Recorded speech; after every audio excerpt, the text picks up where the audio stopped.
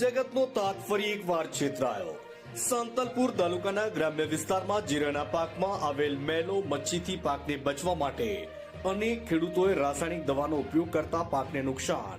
જે દવા હતી તે સબ સ્ટાન્ડર્ડ નીકળી રાધનપુરના એક એગ્રો સેન્ટર પરથી જંતુનાશક દવા લાવીને અનેક ખેતરોમાં છાંટવામાં આવી હતી। જે દવાના છંટકાવના 7 દિવસ બાદ દવા છાંટવામાં આવી। તમામ જીરાનો પાક બળીને ખાક થઈ ગયો। જે બાબતે તમામ ખેડૂતોએ જિલ્લાના અધિકારીઓને આવેદન પત્ર આપીને કસૂરવાર દવા વિક્રેતાઓ પર પગલાં લેવાની માંગણી કરી છે। તેમજ નુકસાન થયેલા પાકનું વળતર મળે તેવી માંગણી કરી રહ્યા છે।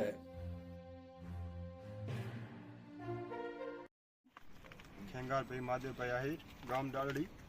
મેં હાલ 4-5 દિવસ પહેલા જીવાત માટે દવા નાખી હતી અને જીવાતની દવા કરીને આપી તેનાથી જીરું સાવ બળી ગયું છે અને સાબુતી માટે એક પાટિયું રહી ગયું છે, એમાં જીરું કમ્પ્લીટ છે અને કંપનીવાળા આવીને સ્વીકારી ગયા છે કે દવાથી નુકસાન થયું છે અને એગ્રોવાળા કોઈ ધ્યાન આપતા નથી।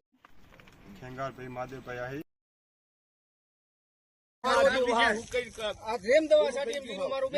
હવે સાહેબ તમારું શું કહેવાનું થાય આમાં?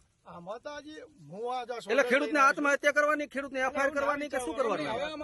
આમને બધું વેચી નાખ્યું, આમની પૈસા બધા આમાં નાખ્યા, બરાબર? આમાં મારા ટૂંકો ખાવાનો વારો આવે ને, વ્યાજમાં પૈસા લઈને બધા કશું ના થાય તમારે તો બધું કશું ના થાય તો મને ખબર કે આમાં કશું થવાનું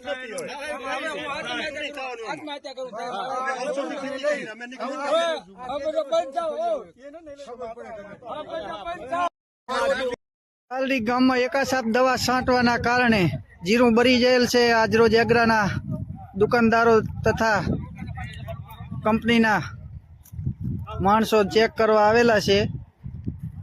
ખેડૂત તો અમીરભાઈ પોતે આ જીરું સાહેબ બગડી ગયું બધું। અમારે કેટલો આમાં ખર્ચો કર્યો, આમાં ભેંસું વેચી નાખી, દાગીના શીખ વેચી નાખ્યા, ત્યારે આ જીરા સાહેબ પાક્યા અને આ બગાડી નાખ્યો દવાથી સાહેબ।